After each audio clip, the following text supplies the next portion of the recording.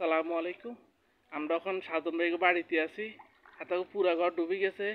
প্রায় 1 ফুট পর্যন্ত বাড়ির ভিতরে পানি ঢুকে রয়েছে। এখন আপাতত বান্ধি রাখছে এখান দিয়ে, তারা বাড়ি থেকে বাড়িতেছে না।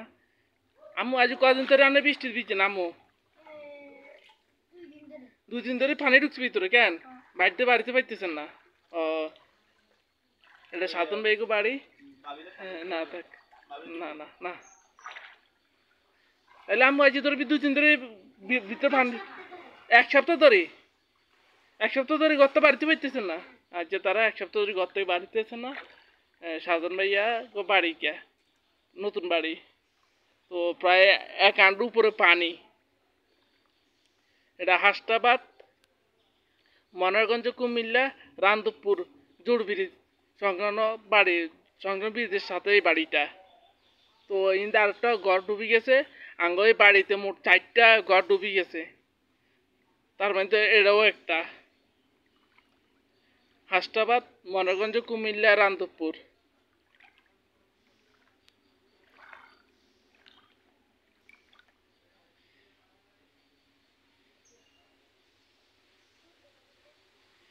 মুরগি হাঁস কোনে আম্মু?